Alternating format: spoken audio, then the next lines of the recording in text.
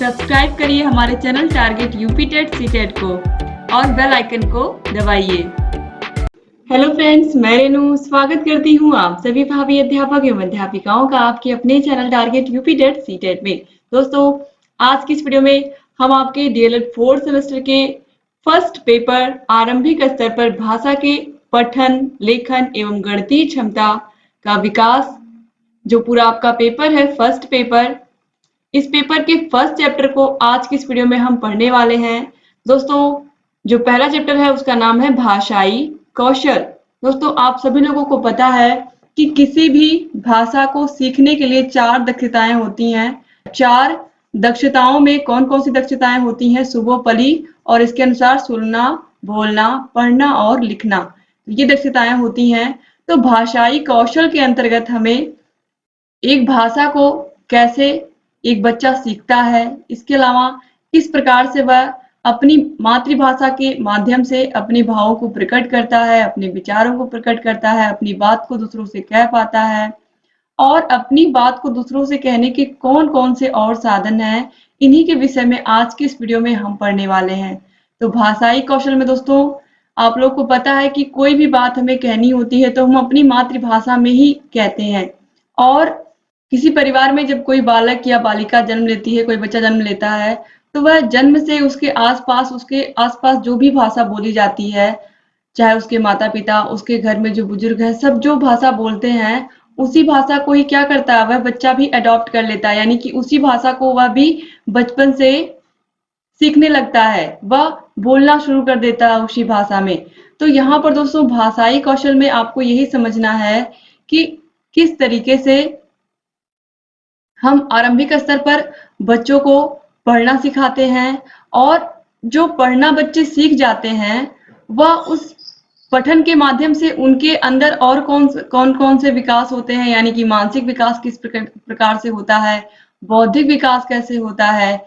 क्योंकि जब हम पढ़ना सीखते हैं तो पढ़ने से हमारे पास जो भी बुक्स होती हैं, हम उनको पढ़कर ज्ञान अर्जित करते हैं, और उसी ज्ञान के माध्यम से हम क्या करते हैं, समाज में बदलाव लाने की कोशिश करते हैं। यानी कि इसीलिए जो पढ़ना लिखना है वह बहुत जरूरी है। तो अगर देखा जाए तो अगर हमें अपनी बात को किसी से भी कहना है तो हम किस तरीके से कहते हैं, या तो हम अपनी भाषा में उसको बोल करके कह देते हैं कि इस तरीके से आपके जो भी विचार हैं किसी के प्रति, या अपने विद्यालय के प्रति, या आपके मन में जो भी विचार है, आपसे कोई क्वेश्चन पूछता है तो आप उसका आंसर करते हैं, तो आप अपनी मातृभाषा में ही उसका आंसर करते हैं। क्योंकि हम कोई बात भी सोचते हैं तो अपनी मातृभाषा में ही सोचते हैं। तो जो मातृभाषा होती है वह विचारों को प्रकट करने का एक बहुत अच्छा माध्यम होती है। और दूसरे तरीके से हम कैसे अपने विचारों को प्रकट कर सकते हैं? अगर दूसरा तरीका हम बात करें तो हम लिखित रूप में, कैसे लिखित रूप में भी हम क्या कर सकते हैं, अपनी बातों को कह सकते हैं। यानी कि लिख करके भी हम अपने भावों को प्रकट कर सकते हैं, और बहुत सारे लेखक हैं जो अपने भावों को बुक्स के माध्यम से प्रकट करते हैं, उनके जो भी विचार होते हैं। तो इस तरीके से या तो हम बोल करके या पढ़ करके अपनी बातों को कह पाते हैं, या फिर हम लिख करके अपनी बातों को कह पाते हैं। तो यहाँ पर आप देखिए भाषाई कौशल। तो भाषाई कौशल यानी कि लैंग्वेज स्किल्स क्या है, तो ये देखते हैं। भाषा मनुष्य के भावों की अभिव्यक्ति का सशक्त माध्यम है। मनुष्य अपने विचारों और भावों को बोलकर या लिखकर प्रकट करता है। भाषा केवल कानों का ही विषय नहीं है, अपितु आंखों का भी विषय है। एक चित्रकार के भावों की अभिव्यक्ति उसकी तस्वीरों में। दोस्तों, यहाँ पर देखिए लिखा हुआ है कि एक चित्रकार के भावों की अभिव्यक्ति उसकी तस्वीरों में होती है, जिसे आंखों के माध्यम से समझा जा सकता है। तो यहाँ पर बताया गया है कि हम अपने भावों को या तो पढ़ करके या तो लिख करके अभिव्यक्त करते हैं, लेकिन जो एक चित्रकार होता है वह अपनी कला को, वह अपनी अभिव्यक्ति को कैसे प्रस्तुत करता है, तो वह कैसे प्रस्तुत करता है, अपनी पेंटिंग के माध्यम से। यानी कि और उस पेंटिंग को हम जब देखते हैं तभी तो उसके बारे में हम कोई विचार बना पाते हैं कि हाँ, ये पेंटिंग बहुत अच्छी है, इसमें बहुत अच्छे से पेड़ पौधे बनाए गए हैं, बहुत अच्छे से घर बनाया गया है।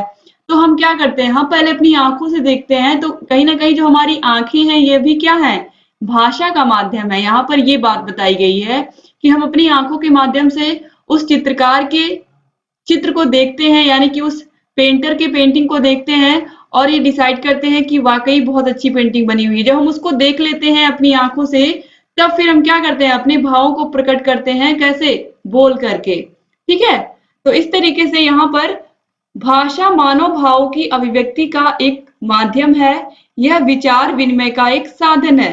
अगर हम हिंदी में बात कर रहे हैं, हमारे सामने वाला किसी और भाषा में बात कर रहा है, यानी कि हमें केवल हिंदी भाषा आती है, सिर्फ एक भाषा आती है हिंदी, और सामने वाला किसी और भाषा में बात कर रहा है, तो क्या हम उसकी बातों को समझ पाएंगे? बिल्कुल नहीं समझ पाएंगे, क्योंकि हमें तो सिर्फ हिंदी भाषा आती है। तो जो भाषा होती है, ये क्या होती है? विचार विनिमय का साधन होती है, और इसी के माध्यम से हम अपने भावों को, विचारों को अपने सामने वाले व्यक्ति को या अपने सामने वाले व्यक्ति से प्रकट करते हैं। अब इसके बाद देखिए, भाषा अभिव्यक्ति के मुख्यतः दो रूप होते हैं, यानी कि हम अपनी बातों को किस प्रकार से कह पाते हैं, यानी कि अपने भावों को, अपने विचारों को, जो भी हमारे अंदर जो भी बातें होती हैं, हम उनको दो रूप से ही अभिव्यक्त कर पाते हैं, दो रूप से ही लोगों को बता पाते हैं। पहला है बोलना और दूसरा है लिखना, यानी कि या तो हम बोल करके अपनी बातों को दूसरों को बताते हैं या तो लिख करके। तो ये दो रूप आपको याद रखना है। अब इसके बाद देखिए, भाषा की प्रकृति एवं विशेषताएं। भाषा की प्रकृति और विशेषताएं क्या है, यानी कि nature and characteristics of language.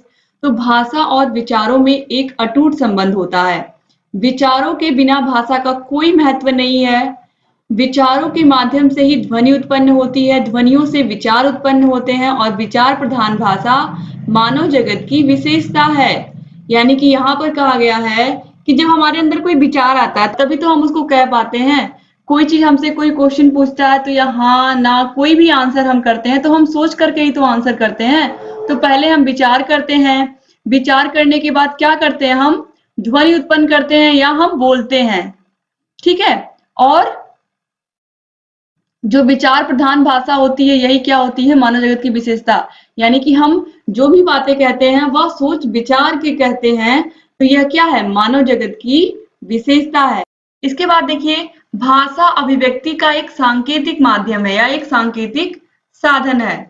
तो यहाँ पर सांकेतिक साधन क्यों कहा गया है? भाषा अभिव्यक्ति का क्या है, एक सांकेतिक साधन है। ऐसे व्यक्ति जो बोल नहीं सकते हैं, वो कैसे अपनी बातों को कहते हैं? वो अपने हाथों के माध्यम से, अपने चेहरे के भावों के माध्यम से वो अपनी बातों को क्या करते हैं, अपने भावों को, अपने विचारों को प्रकट करते हैं। तो इस तरीके से भाषा अभिव्यक्ति का एक सांकेतिक माध्यम भी है, क्या एक सांकेतिक साधन भी है। अब देखिए, भाषा एक अर्जित संपत्ति है। अर्जित संपत्ति का मतलब क्या होता है, जिसे हम अर्जित करते हैं। कोई भी बच्चा पैदा होते ही उसको सारी भाषा नहीं पता होती है, या फिर ये कहें कि उसको अपनी मातृभाषा पैदा होते ही वो कुछ नहीं जानता है, वह बिल्कुल अनभिज्ञ होता है। लेकिन वह जिस भी इन्वायरमेंट में आता है, वह उस भाषा को सीख लेता है, यानी कि उसके माता पिता, उसके आसपास के लोग जिस भाषा में बात करते हैं, धीरे धीरे बच्चा 1 साल का, 2 साल का, 3 साल का होता है और वह उस भाषा को अच्छे से समझ जाता है। क्योंकि भाषा का संबंध किससे नहीं होता है, वंशानुक्रम से नहीं होता है। बालक आरंभ से ही अपनी भाषा अपने आसपास के वातावरण से ही सीखकर बोलता है। जो भी बालक के आसपास जैसा भी माहौल रहेगा, जिस भी भाषा में बात करेंगे उसके माता पिता, उसके आसपास के लोग, बच्चा उसी भाषा को जानेगा। जैसे कि अगर कोई बच्चा इंडिया में, अपने देश में पैदा हुआ है और वो अमेरिका में चला गया है, तो अमेरिका में वह पैदा होने के बाद चला गया है, तो उसकी जो भाषा होगी, उसके आसपास के लोग इंग्लिश में बात करेंगे, वह इंग्लिश भाषा को सीखेगा। तो बचपन से वह कैसे एनवायरनमेंट में पल गया, वो पैदा तो हुआ इंडिया में, लेकिन वह जो उसका जो उसकी जो परवरिश हुई, या फिर ये कहें कि उसका जहाँ पालन पोषण हुआ, वह और उसके आसपास का जो इन्वायरमेंट था, वहां पर लोग इंग्लिश बोल रहे थे। इस वजह से उस बच्चे को बचपन से ही वही भाषा आई। तो इस तरीके से भाषा क्या है, एक अर्जित संपत्ति है और इसको अर्जित करना पड़ता है, यानी कि इसे बच्चे को सीखना पड़ता है। अब देखिए, भाषा कठिनता से सरलता की ओर अग्रसर होती है। यानी कि भाषा, कोई भी भाषा हो, उसमें बहुत सारे चेंजेस होते हैं, यानी कि बहुत सारे बदलाव होते हैं। आप अगर आज से 50 साल की हिंदी देखेंगे तो वह हिंदी आपको बहुत बहुत टफ लगेगी, लेकिन आज की जो भाषा है यह बहुत आसान लगेगी, क्योंकि हम क्या करते हैं, अपने सहूलियत के हिसाब से, या फिर ये कहें कि हमें जो आसान चीजें लगती हैं उनको हम रख लेते हैं, और जो कठिन लगती हैं उनके जगह पर हम किसी और को रिप्लेस कर देते हैं। जैसे कि हम आमतौर पर डॉक्टर ही बोलते हैं, अक्सर हमें किताबों में भी डॉक्टर ही लिखा मिलेगा, जबकि डॉक्टर को क्या कहते हैं, हम चिकित्सक कहते हैं। तो बहुत सारे लोगों को तो पता ही नहीं होगा। तो इस तरीके से अगर देखा जाए तो जो दूसरे भाषाओं में आसान शब्द, जो दूसरी भाषाओं में हमें आसान शब्द लगते हैं, उसे हम क्या करते हैं, अपनी भाषा में एडॉप्ट कर लेते हैं, या फिर ये कहें कि उसे हम अपनी आम बोलचाल की भाषा में उन शब्दों को शामिल कर लेते हैं। तो भाषा कठिनता से सरलता की ओर अग्रसर होती है, यानी कि जैसे टेलीविजन को हम क्या कह देते हैं, केवल टीवी कह देते हैं। रेफ्रिजरेटर को हम क्या कहते हैं, फ्रिज कह देते हैं। तो इस तरीके से हम क्या करते हैं, हम अपनी सहूलियत के हिसाब से क्या करते हैं, उन शब्दों को या फिर ये कहें कि उन वाक्यों को, उन शब्दों को छोटा कर लेते हैं, या जो शब्द हमें आसान लगते हैं उन्हें हम अपनी भाषा में वैसे ही शामिल कर लेते हैं। तो जैसे कि हम ट्रेन को अगर हम अपनी भाषा में कहें तो हम उसे लौह पथगामिनी कहते हैं। तो अब इतना बड़ा शब्द लौह पथगामिनी, उसको हमने क्या किया, ट्रेन या रेल, इस तरीके से हमने अडॉप्ट कर लिया। तो इस तरीके से हमने क्या किया कि बहुत ज्यादा जो आसान चीजें हमको लगती हैं उनको हम क्या करते हैं, उन शब्दों को अपनी भाषा में ले लेते हैं। तो इसके बाद देखिए, अब यहाँ पर आपको ये बात समझ में आ गई होगी कि जो भाषा है उसके कौन कौन सी विशेषताएं हैं। भाषा तभी हम बोल पाते हैं जब हमारे अंदर विचार होते हैं, और भाषा की अभिव्यक्ति का एक सांकेतिक साधन भी है। भाषा क्या है, अभिव्यक्ति का, अपने विचारों को प्रकट करने का एक सांकेतिक साधन भी है।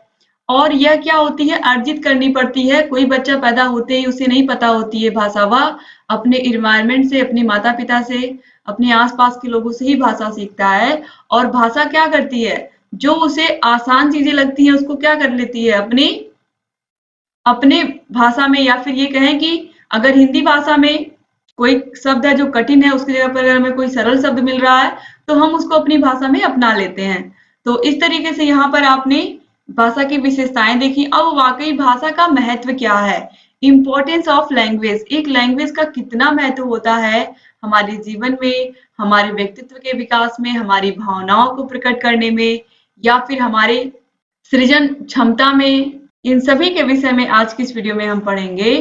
तो दोस्तों, जो मातृभाषा होती है, सबसे पहले तो आप ये जानिए, जो हमारी मातृभाषा होती है, अगर हमें अपनी मातृभाषा में शिक्षा मिलती है तो हम क्या करते हैं, जो भाषा हमारे माता पिता, हमारे घर के सदस्य बोलते हैं, अगर वही भाषा हम स्कूल में जाते हैं और शिक्षक भी हमसे वही भाषा, उसी भाषा में बात करते हैं, तो हमारे लिए जो सब्जेक्ट टीचर पढ़ा रहे हैं, चाहे हिंदी, इंग्लिश, मैथ जो भी पढ़ा रहे हैं, उसे समझना बहुत आसान हो जाता है। ठीक है।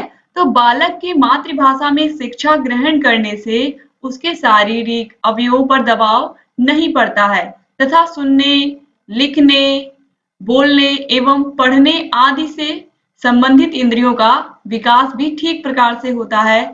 मातृभाषा से मस्तिष्क तथा हृदय स्वतंत्रता पूर्वक कार्य करते हैं। यहाँ पर बताया गया है कि अगर बच्चा घर में, उसको हिंदी, उसके घर में हिंदी भाषा बोली जा रही है, उसके आसपास के लोग हिंदी बोल रहे हैं, स्कूल में गया, वहां पर सारे टीचर इंग्लिश में बात कर रहे हैं, आप समझिए, अगर सारी चीजें टीचर इंग्लिश में बात करेंगे, इंग्लिश में पढ़ाएंगे, तो क्या बच्चा समझ पाएगा? उसके ऊपर शारीरिक दबाव भी पड़ेगा, उसके ऊपर मानसिक दबाव भी पड़ेगा।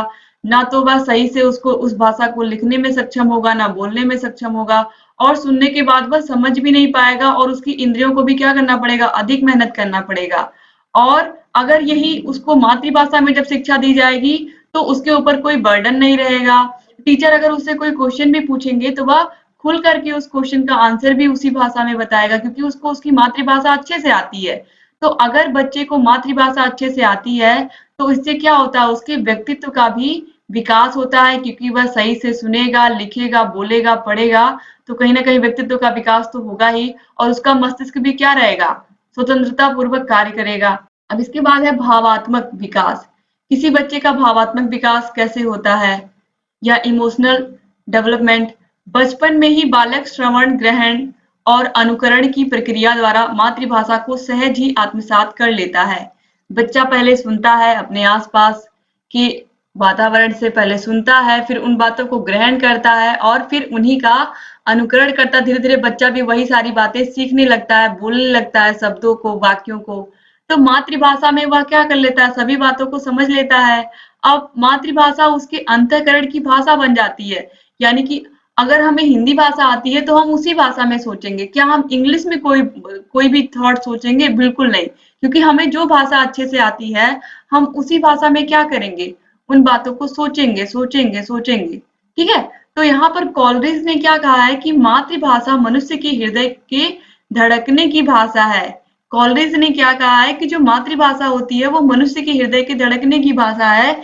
यानी कि हम जो बातें बोल रहे हैं वही हम अपने मन में भी सोचते हैं। क्यों सोचते हैं?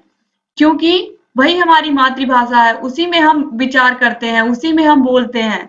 अब इसके बाद देखिए, अध्ययन अध्यापन का मूल आधार होती है मातृभाषा। और चूंकि आप लोग डीएलएड कर रहे हो तो आपको पता है कि सबसे पहले आपको प्राइमरी शिक्षक ही बनना है, यानी कि प्राइमरी का टीचर ही बनना है, उसी के लिए आप ये ट्रेनिंग ले रहे हैं।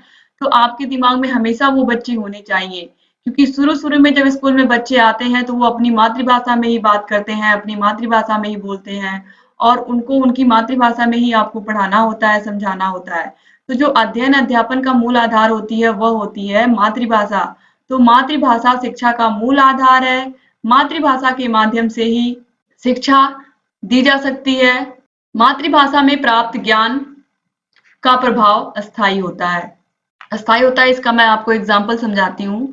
आपने इंग्लिश में कोई भी परिभाषा रटी, ठीक है, चाहे वो नाउन, प्रोनाउन, एडजेक्टिव, एडवर्ब, किसी की भी परिभाषा आपने याद कर ली है, ठीक है। तो आप, चूंकि आपको तो हिंदी भाषा आती है, आपकी मातृभाषा तो हिंदी है, इंग्लिश का तो आप यूज करते नहीं हो, आपको एग्जाम में उस क्वेश्चन का आंसर करना था, इसलिए आपने उस क्वेश्चन को याद कर लिया है।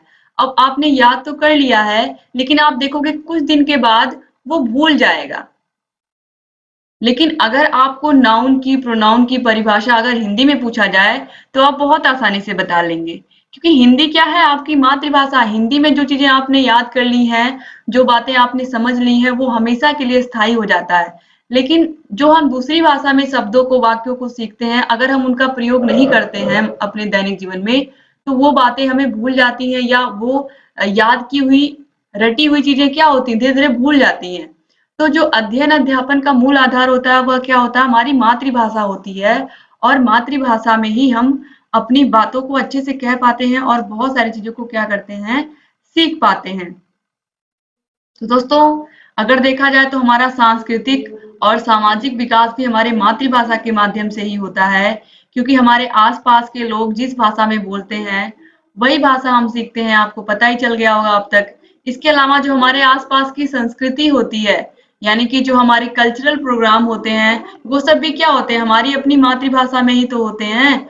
तो जब हम भाषा को सीखते हैं तो सिर्फ भाषा को नहीं सीखते हैं, हम अपने देश की परंपराओं को, अपने देश के कल्चर को, संस्कृति को, सभी को सीखते हैं। तो अगर भाषा हमने सीख ली तो उस भाषा के माध्यम से, उस मातृभाषा के ही माध्यम से हम अपने व्यक्तित्व का विकास करते हैं, अपनी भावनाओं को कह पाते हैं, भावनाओं को प्रकट कर पाते हैं, अच्छे से स्टडी कर पाते हैं और अपनी सृजनात्मक क्षमता को भी प्रकट कर पाते हैं। क्योंकि जो भी हमारे अंदर सृजनात्मकता होती है, जो हमारे अंदर सोच होती है, चाहे हम गायक बने, चाहे हम पेंटर बने, ये सब जो होते हैं जिसमें ढेर सारी क्रिएटिविटी होती है, इन सब चीजों में, तो इनमें भी क्या होता है? इनमें भी तो हम अपने भावों को ही प्रकट करते हैं अपनी मातृभाषा के माध्यम से। तो इस तरीके से जो मातृभाषा होती है या जो भाषा होती है वो किसी भी बच्चे के व्यक्तित्व के विकास में बहुत महत्वपूर्ण भूमिका निभाती है। किसी भी बच्चे के सामाजिक सांस्कृतिक विकास में भी महत्वपूर्ण भूमिका निभाती है। उसके अध्ययन अध्यापन का मूल आधार, यानी कि उसके स्टडी का मूल आधार होती है, बेस होती है। और मातृभाषा में ही क्या होता है? देश की प्रगति होती है। ये भी आपको याद रखना है कि जब देश में एक भाषा होती है, एक भाषा को सब लोग जानते हैं, तो उससे देश का क्या होता है? विकास भी होता है।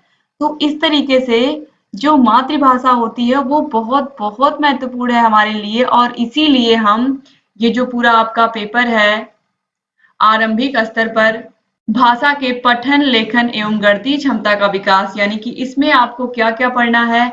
मातृभाषा या भाषा में आपको हिंदी भाषा को पढ़ना है और गणित भाषा को। यहाँ पर ये क्यों पढ़ाया जा रहा है? क्योंकि प्राइमरी स्कूलों में, कक्षा 1 से 5 तक के स्कूलों में भाषा और गणित पर ही जोर दिया जाता है, यानी कि बच्चे को हिंदी भाषा सही सही से आ जाए, बच्चे को गणित में आ जाए, गणित में जो मूल संक्रियाएं हैं, जोड़ घटाना गुणा भाग, ये सब चीजें बच्चों को आ जाएं। तो इसीलिए मिशन प्रेरणा भी चलाया गया है भाषा और गणित के विकास के लिए। तो मिशन प्रेरणा 2019 से चल रहा है। तो दोस्तों जो भाषा और गणित है इस पर टीचर्स को बहुत फोकस करना होता है और इसीलिए ये जो पूरा आपका पेपर है इसीलिए ये लास्ट यानी कि फोर्थ सेमेस्टर में दिया हुआ है, क्योंकि आपको इस बात का ख्याल रखना है कि जब आप स्कूल में जाएंगे तो आपको गणित और हिंदी या फिर भाषा और गणित पर ही आपको जोर देना है, यानी कि हिंदी भाषा और गणित भाषा, या फिर ये कहें कि गणित विषय।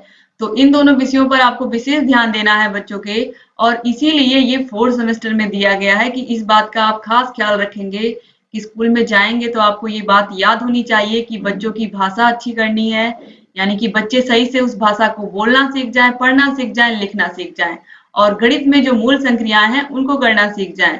तो इस तरीके से यहाँ पर आज की इस वीडियो में मैंने आप लोगों को बहुत सारी चीजें बताई भाषा के विषय में, और उम्मीद करती हूँ कि ये वीडियो आपको पसंद आई होगी। अगर ये वीडियो अच्छी लगी है तो प्लीज इस वीडियो को लाइक जरूर करके जाइएगा और अपने कॉलेज फ्रेंड्स को व्हाट्सएप ग्रुप में इसको शेयर करना मत भूलिएगा, जिससे अधिक से अधिक प्रशिक्षुओं तक ये वीडियोस पहुंच जाए। दोस्तों अगर आपको इसकी पीडीएफ चाहिए तो पीडीएफ के लिए आपको एक सिंपल सा काम करना है। सिंपल सा काम ये करना है कि आपको अपने मोबाइल में प्ले स्टोर पर जाना है, और प्ले स्टोर पर आप जाएंगे तो आपको target UP TET CTET search करना है।